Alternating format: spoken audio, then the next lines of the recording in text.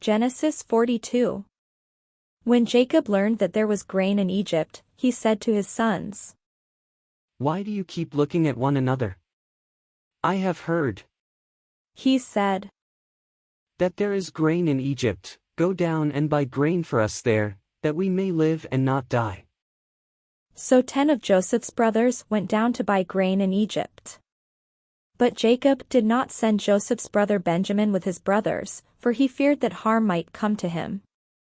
Thus the sons of Israel were among the other people who came to buy grain, for the famine had reached the land of Canaan. Now Joseph was governor over the land, it was he who sold to all the people of the land. And Joseph's brothers came and bowed themselves before him with their faces to the ground. When Joseph saw his brothers, he recognized them, but he treated them like strangers and spoke harshly to them. "Where do you come from?" he said. They said, "From the land of Canaan, to buy food."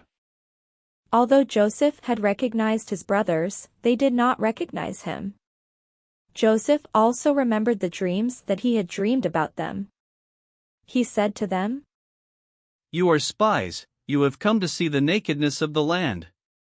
They said to him, "No, my lord, your servants have come to buy food. We are all sons of one man, we are honest men, your servants have never been spies." But he said to them, "No, you have come to see the nakedness of the land." They said, "We, your servants, are 12 brothers, the sons of a certain man in the land of Canaan. The youngest, however, is now with our father, and one is no more." But Joseph said to them, "It is just as I have said to you, you are spies. Here is how you shall be tested, as Pharaoh lives, you shall not leave this place unless your younger brother comes here. Let one of you go and bring your brother, while the rest of you remain in prison, in order that your words may be tested, whether there is truth in you, or else, as Pharaoh lives, surely you are spies." And he put them all together in prison for 3 days. On the 3rd day Joseph said to them, "Do this and you will live, for I fear God. If you are honest men, let one of your brothers stay here where you are imprisoned. The rest of you shall go and carry grain for the famine of your households, and bring your youngest brother to me. Thus your words will be verified, and you shall not die." And they agreed to do so. They said to one another, "Alas, we are paying the penalty for what we did to our brother. We saw his anguish when he pleaded with us, but we would not listen. That is why this anguish has come to us." Then Reuben answered them, "Did I not tell you not to wrong the boy? But you would not listen. So now there comes a reckoning for his blood." They did not know that Joseph understood them, since he spoke with them through an interpreter. He turned away from them and wept, then he returned and spoke to them.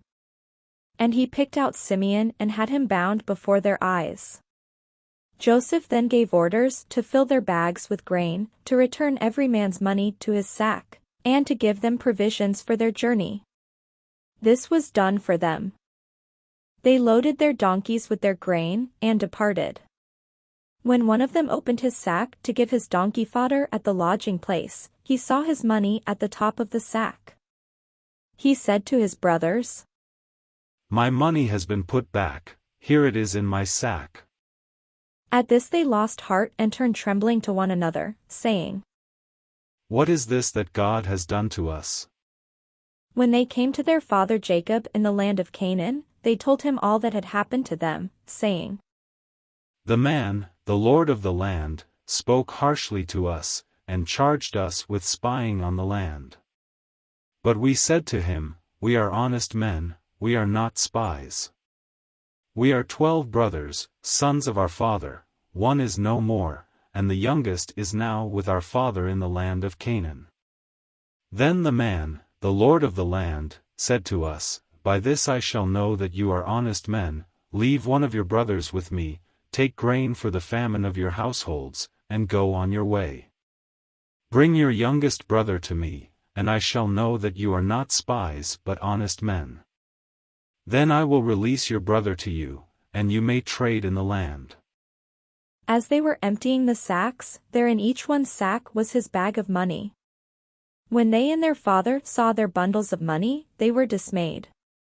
And their father Jacob said to them, I am the one you have bereaved of children. Joseph is no more, and Simeon is no more, and now you would take Benjamin. All this has happened to me. Then Reuben said to his father, You may kill my 2 sons if I do not bring him back to you. Put him in my hands, and I will bring him back to you. But he said, My son shall not go down with you, for his brother is dead, and he alone is left. If harm should come to him on the journey that you are to make, you would bring down my gray hairs with sorrow to Sheol.